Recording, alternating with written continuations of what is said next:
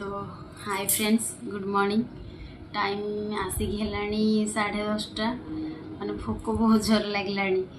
तो मु कौन बनई आज देखो किसी भी खाई तो पर्यंत तो यहाँ गरम भात यहाँ हूँ कलर आलू भाजी आउटा आलू और पियाज धनिया पत्र देकी आलू दला तापर यहाँ है संतुला आज बहुत दिन पर संतुला कर सब परिया पकईकि गाजर आलू बैगण अमृतभंडा तापर भेंडी बरगड़ी सारू सब मिक्स करके संतुला बन देची कंपानी आज ये नहांती तो से आज हम संतुला बनई सी थे मैंने खाइबेनी तो एकुटिया कौन मैंने बनई खायापी इच्छा हुए से नहांती बोली बनई देची आज संतुला तो यहीटा है कांधिया आम गचर माने गाँव में काली जाइए बो पठे देते कांधिया ता सहित लंका रसुण लुण धनिया पत्र तो यहाँ को फास्ट दलिबा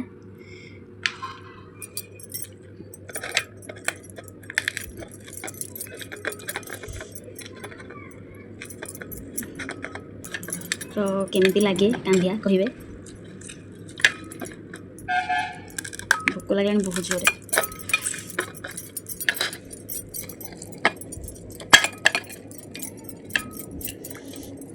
बास्ना हो बास्ना भात पड़ेगा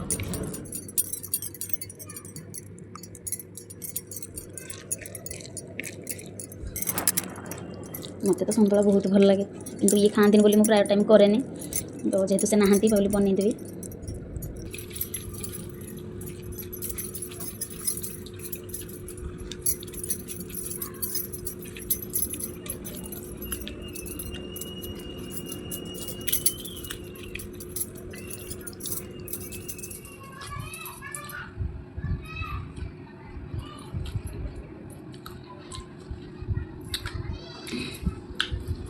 कांधियाटा टिके किंतु खट्टा अच्छी मु खट्टा जम्मा भी खाई पारे नहीं माने मोर मिठा आ खट्टा बहुत कम माने टोटाली नहीं कहले चले माने कांधिया हो कि जेकोसी खट्टा हो एमती बाय चांस खाई दिए 6 मास रे कि 3-4 मास रे थोड़ा खाई दिए मिठा टोटाली नहीं मिठा मु केबे भी खाएनी सेमती कि जाने वर्षे 1.5 वर्ष थरे जदि को दिन गोटे रसगोल्ला खाई ना नहीं मुझे खाई पारे जदि गोटे भी खाईदेवी मत बांति लगे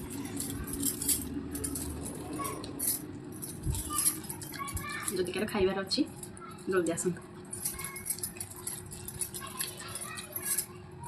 तो जदि आपन को वीडियो भल लगुता है लाइक करेंगे आदि किसी कहवाई चाहूँगी तो कमेंट रे निश्चिंत कहे कि जदि किसी सजेसन देवाई चाहूँगी जेहेतु मुझे नुआ वीडियो बनाऊँगी तो दे पारे पुणी देखा गोटे नुआ वीडियो से पर्यंत जय जगन्नाथ।